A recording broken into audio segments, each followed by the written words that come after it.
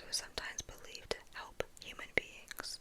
Carved on the stone tomb, 4 dwarves are depicted supporting the sky over a dead Viking. Kobolds. Another type of dwarf said to live in German mines were kobolds, who did everything they could to make their life difficult for silver miners. They would cause cave-ins, explosions, and rockfalls.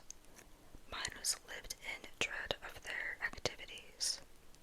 Sometimes they mixed silver ore with their own magic metal, and this became known as kobold. Fairies. We think of fairies as the tiny butterfly-like creatures we know from Victorian children's stories. But in earlier times, they were something to be afraid of. Roaming creatures said to steal babies from their mother's arms. Fairies began as inhabitants of the dark forest, creatures who would lure unsuspecting travelers to their doom. In the Middle Ages, they were symbols of temptation. They lured people to commit sins without revealing that they would be a horrible price to pay. Elves. Although sometimes allies of humans, elves were notoriously unreliable, always likely to go back on bargains and twist the words of promises. In the Middle Ages, when a child was born dead or disabled, it was believed that fairies or elves had swapped the human child for one of their own. Changeling. It is often said that elves are hurt by iron, a metal set in China to wound the eyes of dragons. Food for thought. Food for thought. Food for thought, food for thought, food for thought, food for thought, food for thought, food for thought, food for thought, food for thought. Some real people are born small. The average height of the Congo Beauty tribe is a mere 4 feet 5 inches, but they have no relation to the mythical beings shown here. It is said that elves and fairies are wounded by iron. This may refer to the local peoples of Bronze Age culture being pushed into the forests and wilderness by invading Iron Age tribes. Other fairy tales seem to be remnants of pagan religions, belittled by the arrival of Christianity, and mutated as they were passed by word of mouth through the generations. Ultimately, the simplest explanation works best. If you can't think of a good reason for some act of mischief, blame an evil spirit. Of course, mischief makers have to be small. If they were giants, everyone else would have seen them too. The sound of my scurrying behind the walls may have added credence to the ancient legends.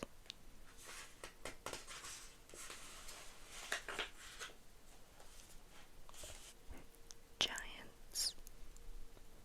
At the opposite end of the scale from little people are the giants. The idea of giants is probably based on physical reality, since some people are simply very tall. The average height of the Tutsi people of Rwanda and Burundi is 6 feet.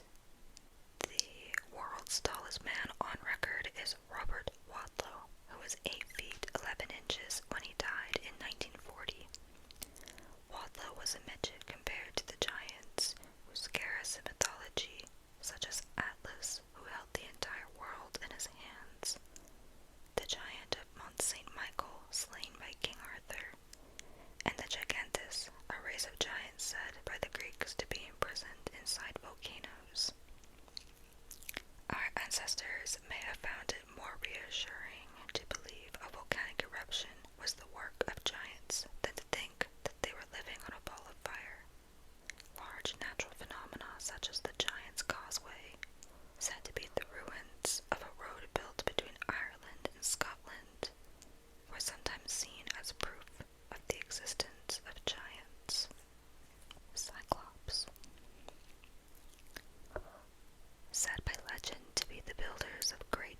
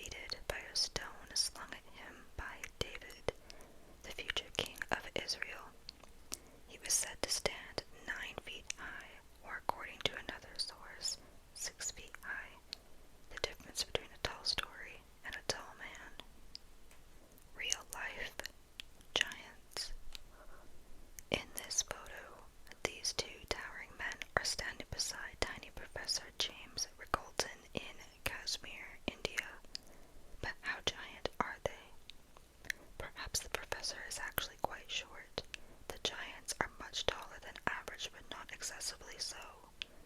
People of great height are not unheard of, but the picture is oddly posed.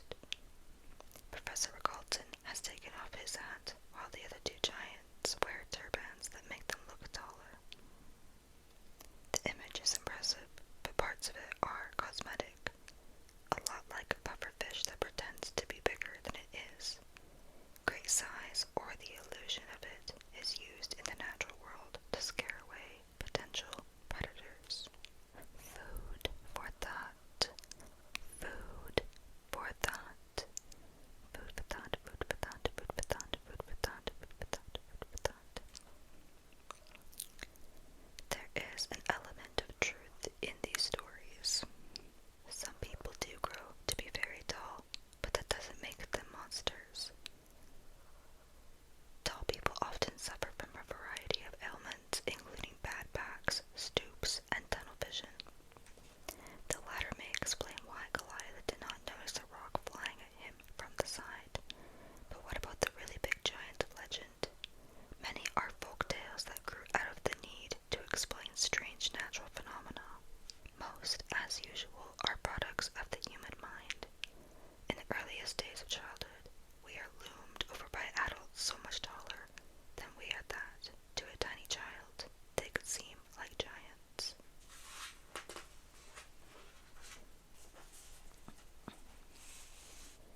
Frankenstein and the Living Dead. Many religions believe we all have a soul and that the human body is merely a vessel to carry around our consciousness. Myths about the afterlife often start with this question: what happens to someone when they die? The body may stop working, but, so argue the religions, the soul goes somewhere else. A soul without a body is a ghost. So what is a body without a soul? Voodoo. Voodoo began in the beliefs of the African slaves of the 1800s who were taken to work on French plantations in the New World. They believed sorcerers had the power to control zombies, the living dead, but zombies weren't really dead at all. They were people who had been fed a soup made of the tatra tree. It sedated them, slowing their heart rate, so they only appeared to be dead. Guru. Cannibals of the South Pacific used to eat the brains of their enemies in order to gain their powers.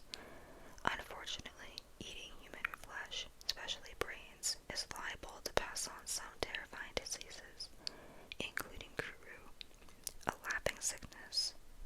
The infected person went crazy, supposedly possessed by evil spirits, another version of the living dead, and once this enemy was defeated, the conquerors would eat his brain and catch the disease too. Galvani's experiments. In 1791, Italian scientist Luigi Galvani discovered that by passing electricity through the legs of a dead frog, you could make them twitch. It led to the supposition that electricity could bring the dead back to life, because electricity seems so mysterious. Some people thought it must be the divine force that gave life to dead things. Dawn of the Dead. Modern horror movies take the zombie legends of other cultures and put a Christian spin on them.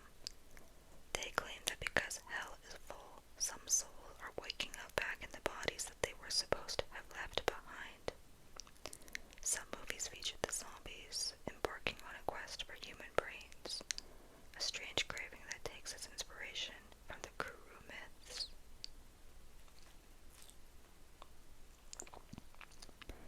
Frankenstein's creature. In Mary Shelley's Gothic novel published in 1818, Frankenstein was the mad professor who made a monster with bits and pieces of several dead bodies sewn together and reanimated with electricity from lightning. But was it human? And if a dead body is reanimated, does it have a soul? Food for thought. Food for thought. Food for thought, food for thought, food for thought, food for thought, food for thought, food for thought, food for thought. There's no arguing with Galvani's experiments. The same process is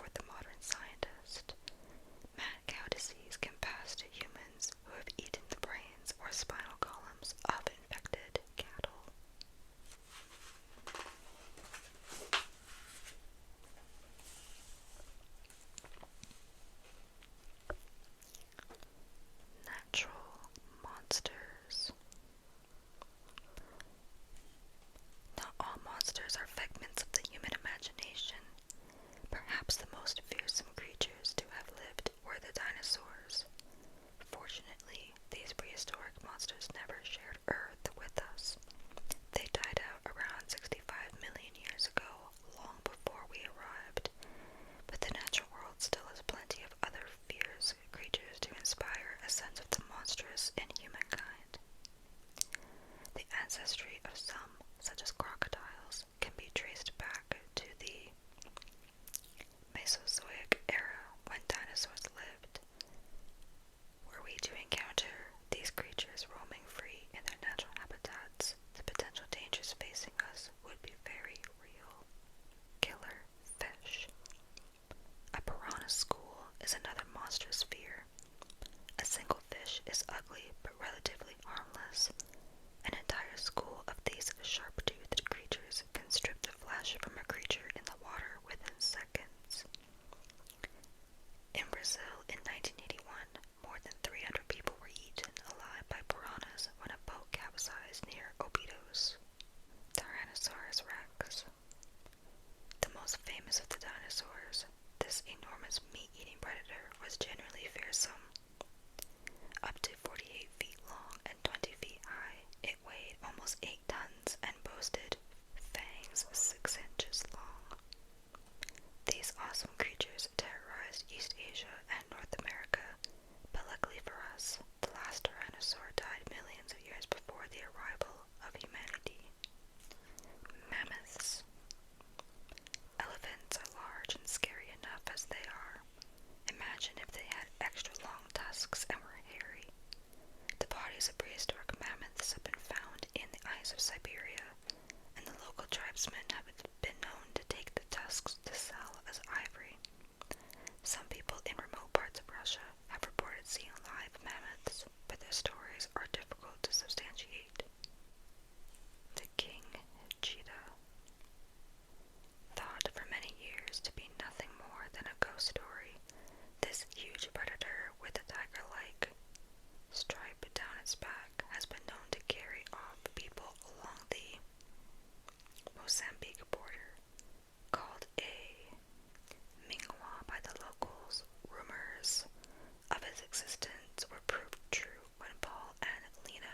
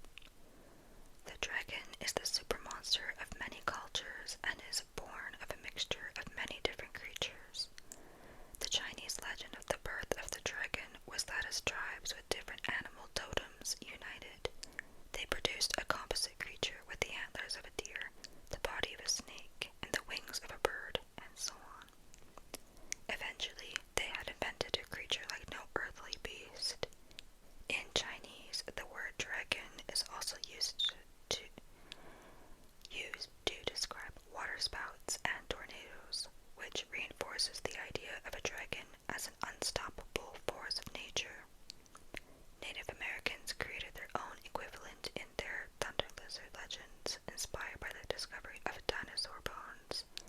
They could not have known that these creatures had been dead for millions of years.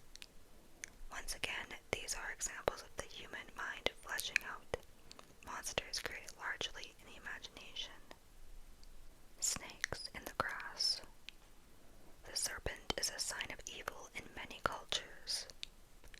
Notice the forked tongue, a symbol of telling lies and hints of evil and deception.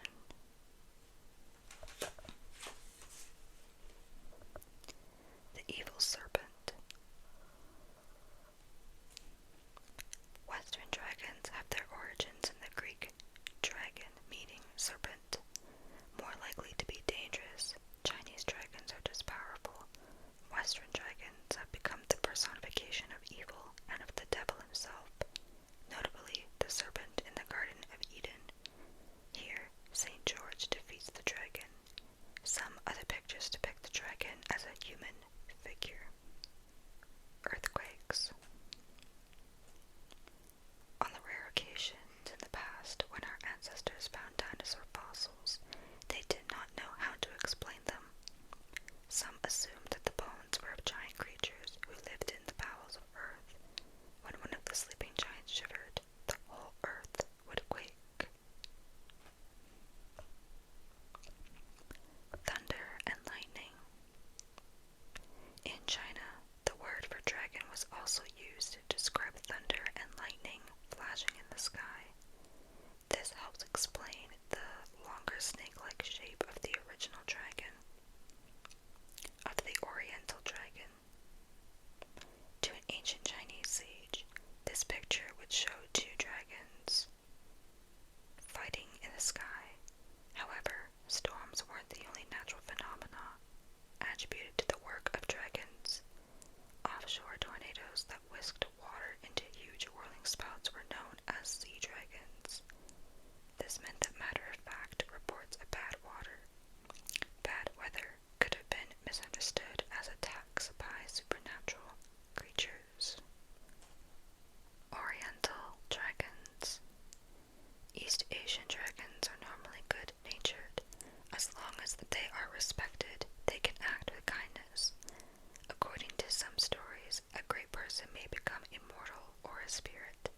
After many centuries, the spirit becomes a dragonette and dives beneath the earth to sleep. When it finally wakes as a dragon, it tears itself free and flies up to heaven. A real dragon. In 1912, a 10-foot lizard that ate pigs and goats were discovered in the islands of the Indian Ocean. It was immediately dubbed the Komodo dragon, as it is still called today. In 1979, an expedition to New Guinea found archaeological evidence of an even bigger lizard. Perhaps a live specimen is still waiting to be discovered. Food for thought. Food for thought. Food for thought, food for thought, food for thought, food for thought, food for thought, food for thought.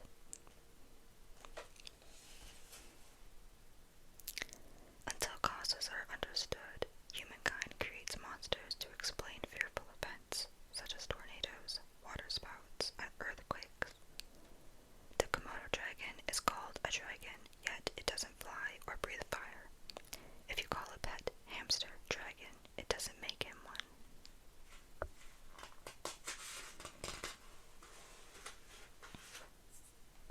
Lake monsters. Places as far afield as Sweden, Ireland, New Zealand, Africa, and Russia have their own mysterious monsters. In Iceland, there is the Ligarflishortsormir. In the North American Lake Champlain, there is a champ, and in Canada, there is Manipogo, the monster of Lake Winnipeg. Far from being one of a kind, it would seem that Scotland's Loch Ness monster has many cousins around the world. This convincing picture was taken on Loch Ness in 1977, but is it a monster's head or branch? Nessie. Ever since AD 565,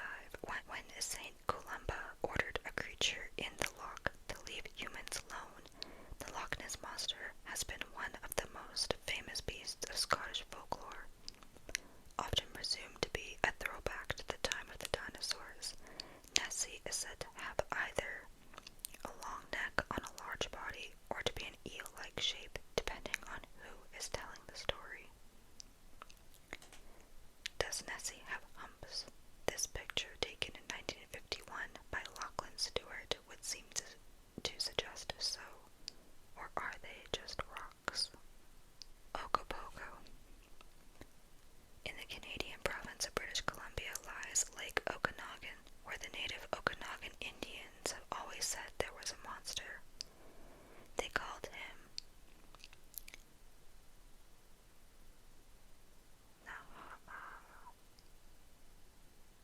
Itzk, and would throw a meat sacrifice into the lake whenever they crossed it. Known for its humps, snake-like appearance, and thick body, Ogopogo is often cited, but has never harmed anyone in living memory. Ogopogo even had a song written about him in the 1920s. His mother was an earwig, his father was a whale, a little bit of head, and hardly any tail, and Ogopogo was his name. Issy. This is a model of Issy, the monster rumored to live in the depths of Lake Akita in Japan. Like Nessie, it has never been known to harm humans and seems to be very camera shy. Though many people have almost photographed it, a conclusive picture has yet to appear. Lake Akita, Japan. A lake just waiting for a monster. This inexplicable ripple could mean Issy is about to surface. Food for thought. Food for thought. Food for thought, food for thought, food for thought, food for thought, food for thought, food for thought. Many of the lake monster sightings have been discredited as hoaxes or proved to be something mundane like ducks, a swimming dog with a stick, or simply the wind blowing on the water.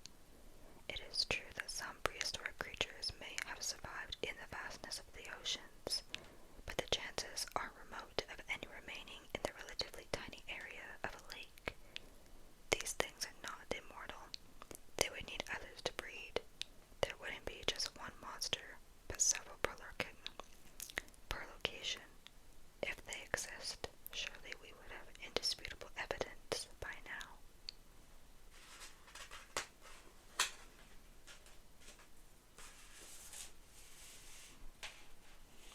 Sea monsters. 2/3 of Earth is covered by water. Although we know most of the land well, there are still unexplored areas of the deep sea that remain a mystery. History is rich with stories of sea monsters. Sailors told tales of many extraordinary creatures, such as the now legendary mer creatures, who were said to have the body of a human and the tail of a fish. What the sailors saw were probably dolphins, narwhals, or dugongs. Perhaps they had been at sea too long, or had taken an extra sip of rum before going on watch. But not all the sightings were quite so fanciful. Until 1938, coelacanths were thought to have become extinct around 50 million years ago. It is now known that a small number of coelacanths live in very deep water off the African coast. If they have survived for millions of years, other prehistoric monsters, such as the megalodon, a 100-foot shark, may also still be cruising around in the unexplored depths of some ocean. Tempest. As late as the Elizabethan era, from 1558 to 1603, large areas of the globe remained uncharted. When William Shakespeare wrote The Tempest, he was inspired by tales of monsters and shipwrecks that had circulated from the New World, the Americas. For the people of pre-modern times, monsters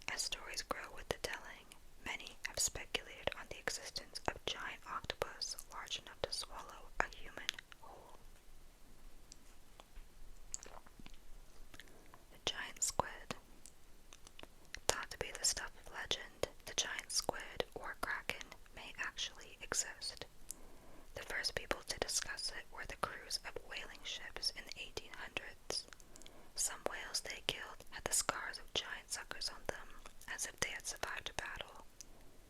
F.T. Bullen reported a harpooned sperm whale vomiting thousands of squids. It's a traditional diet. Also among the debris were huge pieces of tentacles as thick as a man's body. This 19th century Japanese print on the left shows a giant squid as one of the legendary Dragon King's faithful army. Whales. The great size of whales has always struck a dread into the hearts of sailors, but these peaceful creatures have no interest in harming humanity. Their value as food and for raw materials in candles and corsets, among other things, meant that they had been hunted to the brink of extinction. But whales must have been terrifying for early whalers who had nothing but spears to throw. Sharks. Sharks are our modern-day sea monsters, but not because they are evil. Although, like this blue shark, some do look menacing. Unless provoked, most sharks will leave humans alone. The biggest known fish in the world is the whale shark, at a huge 60 feet long, but it doesn't eat people, just tiny plant and animal organisms called